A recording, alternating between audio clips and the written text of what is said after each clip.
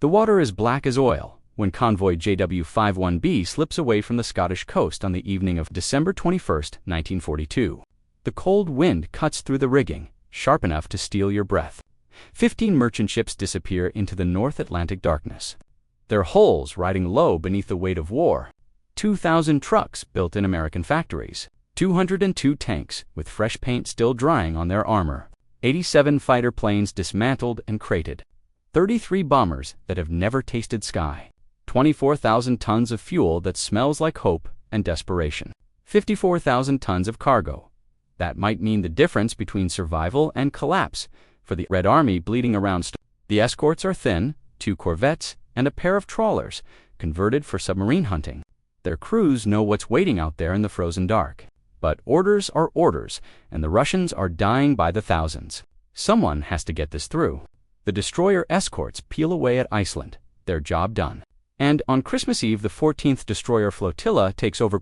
6 British warships under Captain Robert Sherbrook, 1 A-class destroyer, and 5 O-class vessels built for speed and violence. They cross the Arctic Circle, and the temperature drops another 10 degrees. Ice forms on the gun barrels, on the railings, on the faces of men who haven't slept in days. They're in the teeth of it now, German territory. And every man aboard remembers what happened to convoy PQ-17 that summer when the order came to scatter and the U-boats picked them off like wounded animals. One by one, merchant crews butchered in freezing water. This time, Captain Sherbrook has different orders. Defend the convoy or die trying. There is no third option. Across the Norwegian Sea, in the sheltered waters of Altenfjord, Vice Admiral Oscar Cummets stands on the bridge of his flagship and watches his crews prepare.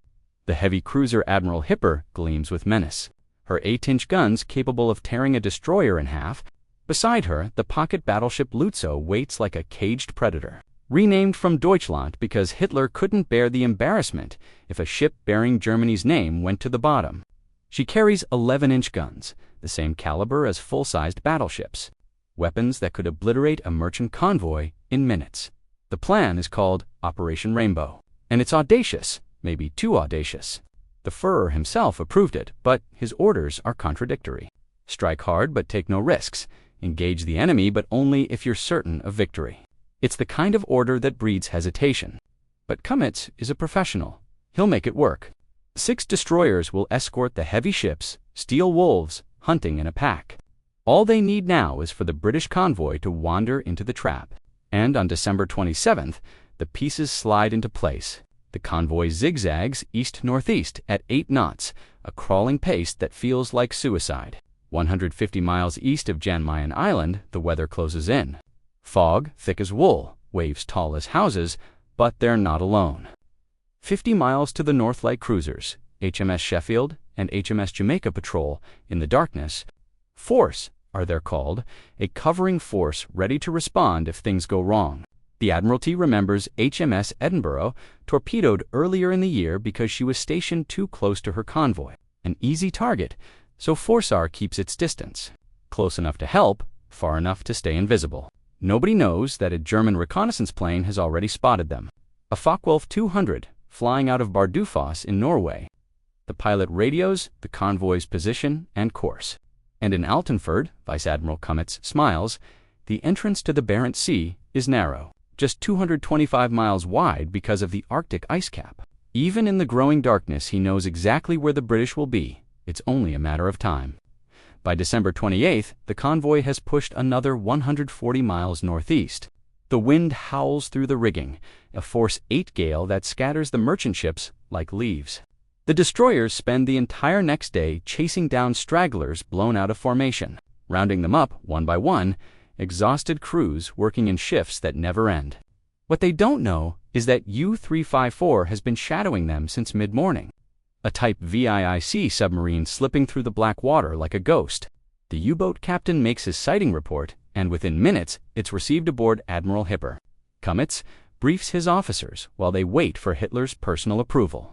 He warns his battle group to be ready to sail on 3 hours' notice. And below decks, U-354 lines up her shot, 3 torpedoes launched from long range. But the convoy reaches a turn in its zigzag pattern at exactly the wrong moment. The torpedoes streak past harmlessly, and the submarine is left out of position, cursing and reloading. Just before 5 p.m., Hitler gives his authorization, and the German warships erupt into motion. Admiral Hipper leads with Lützow following. 6 destroyers spread out in escort formation. To Type 1934, a destroyers Friedrich Eckelt and Theodor Riedel, the older Richard Beetzen, and 3 massive Type 1936A Narvik-class destroyers Z-29, Z-30, and Z-31. These Narviks are monsters. Armed with 5.9-inch guns, the same caliber as light cruisers, firepower that could shred a British destroyer in seconds. Together, they form a strike force that could annihilate an undefended convoy before anyone even knew what happened. The dark shapes of the German capital ships slip away from the Norwegian coast as night falls, destroyers trailing in their wake. They cut through the swell at 24 knots, spray freezing on their bows, and every man aboard knows this could be the battle that changes everything. The Germans make steady progress through the night of December 30th. Approaching the suspected location of the convoy, Kamitz splits his force into 2 groups. A pincer movement. Admiral Hipper and 3 destroyers steam ahead, while Lützow and her 3 escorts break off to the east. The plan is elegant and brutal. Hipper will appear from the north and threaten the convoy. Then, while the British destroyers are occupied, Lützow will emerge from the south and massacre the defenseless merchant ships. It should work. It should be a slaughter. Kamitz keeps his search radars switched off to avoid detection. Silence and surprise are his greatest weapons. At 6 a.m. on December 31st, Hipper's group sends 3 destroyers ahead to scout: Friedrich Eckelt, Richard Beetzen, and Z-29. And at 7:18 a.m., lookouts aboard Hipper spot 2 dark shapes on the horizon. Half an hour later, another shape materializes from the fog. Kamitz decides this must be his target. He orders Hipper to close and confirm, and there it is. The full convoy spread out like a gift. At 8 a.m., Lützow S Group also reports sighting the convoy from the south. Everything is in position. It's perfect. This far north, the magnetic interference makes compasses nearly useless. No visible horizon, thick clouds obscuring the stars. Navigation officers rely on dead reckoning, watching the clock and calculating speed distance time on paper. The fact that Kamitz has placed both surface groups in perfect position is nothing short of masterful seamanship. Still, the German admiral holds off, waiting for the polar dawn to give his gunners just a little more light. He wants to see the whites of their eyes. Unaware of the threat, the convoy proceeds at 8 knots. 2 merchant ships are separated after the storm, and destroyer, or a B, minesweeper, Bramble, and trawler Veselma are all out searching for them. The British also keep their radars switched off to avoid revealing their position. Both sides hunting blind in the Arctic darkness. And then at 8:30 a.m., everything changes.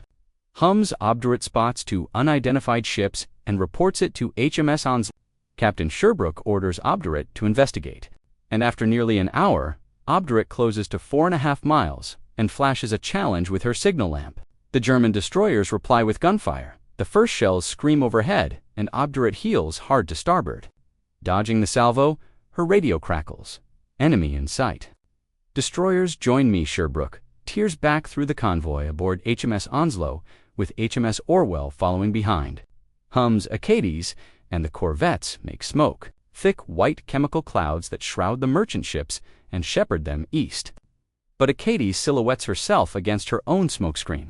And 8 miles away, aboard Admiral Hipper, the gunnery officer slews the main batteries onto the elderly destroyer and opens fire. 8-inch guns thundering across the water. The second salvo straddles Acades, and shrapnel tears through her hull, damaging electrics, causing flooding. The passageways fill with injured men. Blood on the deck plates. The smell of cordite and burnt metal. Sherbrook spots the flash of Hipper's guns and brings his destroyers around.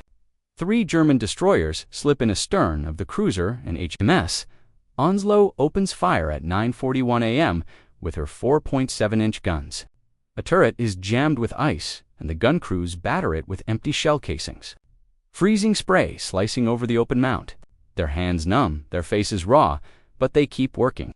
Unfazed Admiral Hipper continues engaging Acades, and Sherbrook leads the flotilla through a full circle to port, mimicking a torpedo attack to scare off the German cruiser. It's a bluff. They're not close enough yet to launch their fish for real. But Cummins doesn't know that. Fearing torpedoes, he turns Hipper away and continues firing on Acades until a snow squall separates them. At 9:49 a.m., with the cruiser concealed by weather, Sherbrook brings his destroyers east to avoid being drawn too far from the convoy. If Hipper attacks aggressively, there's little he can do to stop her. His only hope is Forsar, and 39 miles to the north, Rear Admiral Burnett aboard HMS Sheffield has seen the gun flashes in the distance. He orders his 2 cruisers to turn south, breaking into a 31-knot charge, spray flying from their bows. Sherbrook just needs to keep the convoy alive until they can reach him. Just hold on. Admiral Hipper emerges periodically from the squall to fire odd broadsides at the destroyers, and Sherbrook makes the risky but wise decision to detach. Hum's Obedient and then HMS Obdurate to reinforce the thinly protected convoy. He accepts the risk of leaving HMS Orwell and his own HMS Onslow behind to keep the heavy cruiser occupied. 2 destroyers against a heavy cruiser, it's madness, but it's the only play he has. Cummins is impressed by the British destroyer, handling. The convoy is fully screened by smoke from Acades. He has no idea what Lützow is doing, but he hopes she's in position, lying in wait for the fleeing convoy. And at 10:13 a.m., Hipper makes another attempt to break through. Spotting HMS Onslow, her forward turrets open up. 120 2-kilogram shells cover 6 miles in 13 seconds. Landing astern of Onslow, the cruiser's secondary battery engages HMS Orwell. 6 4.1-inch guns spitting fire. The British destroyers blaze away with everything they have, though, with little effect. Their shells bounce off Hipper's armor or splash harmlessly into the sea. And then Hipper's 4th salvo straddles HMS Onslow. A shell explodes in her funnel, and shrapnel kills the men in the radar office instantly. On the open bridge, a fragment strikes Captain Sherbrook in the face, smashing his cheekbone and his left eye. Blood pours down his face, but he's still standing, still giving orders. He refuses medical treatment until his ship is out of danger.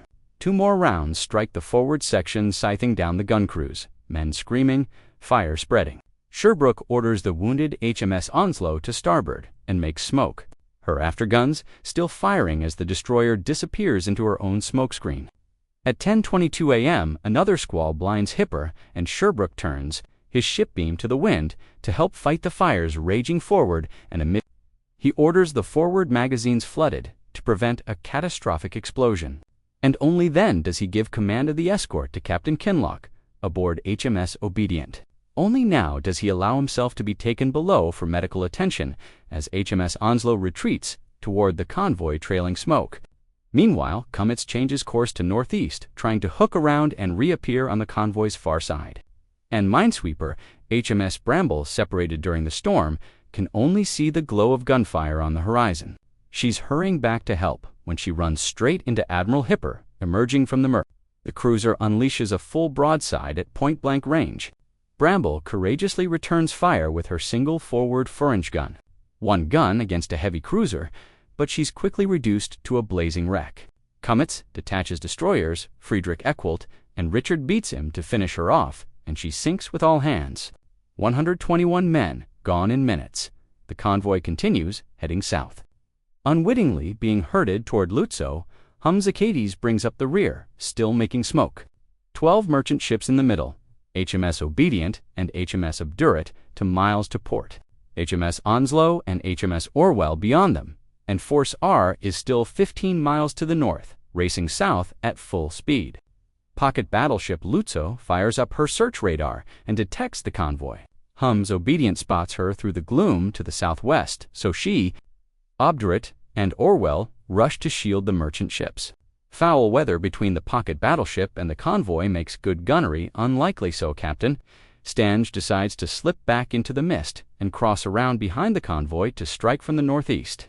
But convoy commander Captain Melhuish brings his merchant ships southeast to put more distance between them and Admiral Hipper, still probing from the north.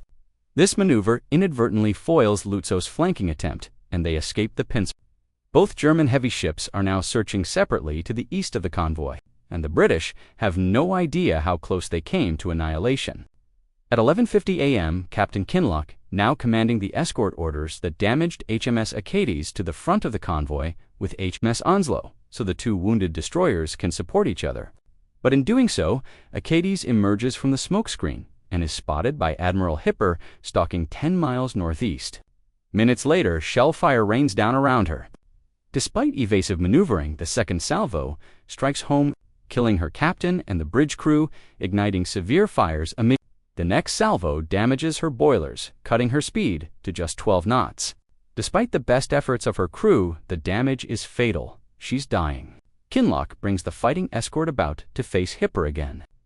Finished with Acades Admiral Hipper's gunner switch fire, shell splinters from the first salvo knock out HMS Obedience radio. The German cruiser can't close with the destroyers due to the risk of torpedo attack, but Vice Admiral Cummins retains the initiative and can dictate the battle. The destroyers are running themselves ragged, screening the convoy but can't press the attack against either. German ship without leaving the merchants exposed to the other, the convoy is being stalked by two powerful warships and is in serious danger. The trap is closing, and then, at 11:26 a.m., Force R arrives. Light cruiser HMS Sheffield's radar detects Admiral Hipper 8 miles ahead. Distracted by the battle, Hipper is unaware of the danger bearing down on her. Rear Admiral Burnett brings the Town-class cruiser to starboard, unmasking her full 12-gun broadside. Under radar control, her 6-inch guns thunder through the gloom. Cummins is bewildered by shells suddenly crashing around him.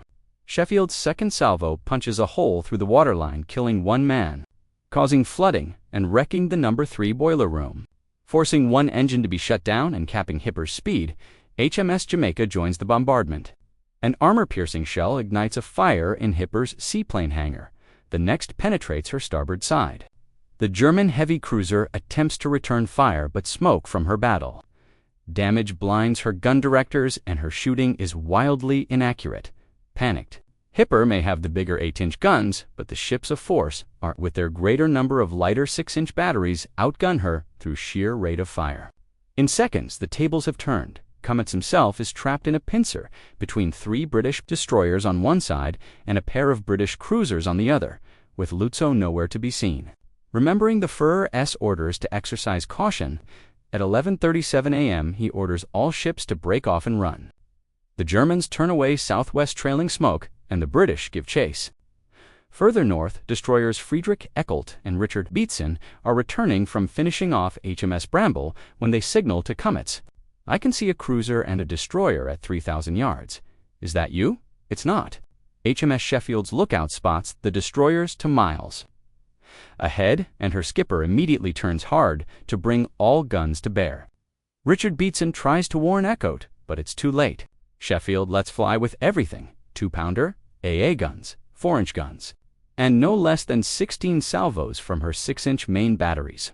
In seconds, Friedrich Eckelt explodes, split in two. The torrent of gunfire reduces her to a mangled, burning wreck, debris raining down across hundreds of yards of ocean. Richard Beatson is engaged by HMS Jamaica, but she escapes behind a sudden snow squall. To the south, Lützow finally spots the convoy and fires her first salvo of the battle, straddling the freighter Calibra. But almost immediately, Captain Stange obeys Cummins' withdrawal order and ceases fire, turning away southwest where the two capital ships will rejoin. HMS Sheffield and HMS Jamaica give chase, trading salvos with the retreating German ships through the mist until radar contact is lost at 2 p.m. The guns fall silent, distant echoes fading across the black water. Hitler claims in his New Year's Eve address that the Kriegsmarine has destroyed the entire convoy.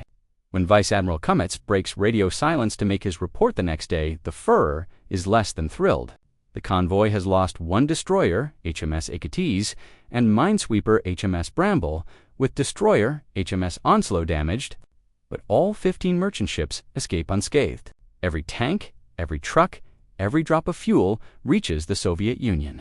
In return, the Kriegsmarine has lost destroyer Friedrich Eckelt and her entire crew, and heavy cruiser Admiral Hipper is in need of considerable repairs. Hitler's entire rationale for Operation Rainbow was contradictory. It was a daring operation in concept, but his orders forced timidity in its execution. Naturally, Hitler views the issue differently. He condemns the Navy as a breeding ground for revolution, idly lying about and lacking any desire to get into action. "It is now my irrevocable decision," he says, "to do away with these useless ships." On Hitler's orders, battleship Gneisenau is dismantled and further scrappings are narrowly avoided. The success of the defensive actions of a handful of British destroyers against a heavy cruiser and pocket battleship until force could arrive has shattered Hitler's faith in the German surface fleet for good. With his surface fleet now useless, the head of the Kriegsmarine, Grand Admiral Erich Raeder, resigns and is replaced by U-boat commander Karl Dönitz, signaling a doctrinal shift that will define the rest of the war at sea. Convoy JW-51B reaches the shelter of Murmansk on January 3, 1943. British Home Fleet Commander Admiral John Tovey regards the battle as a victory, that an enemy force of at least one pocket battleship, one heavy cruiser, and 6 destroyers with all the advantage of surprise and concentration should be held off for 4 hours by 5 destroyers, and driven from the area by 2 cruisers without any loss to the convoy is most creditable and satisfactory. For his gallant command of the escort force, Captain Robert Sherbrook is awarded the Victoria Cross, the highest award for bravery in the presence of the enemy. He loses the eye but keeps his command, and when asked about the battle later, he says simply, "We did what we came to do. The convoy got through." For a destroyer captain, there's no higher praise. The guns fell silent at New Year's Eve, but their echoes still whisper across the Arctic wind, a reminder that sometimes the smallest ships carry the heaviest burden. And that courage doesn't need armor plating when it's forged from something stronger. The will to stand between evil and the innocent, no matter the cost. That day didn't just change the war. It changed every man who lived to tell the story.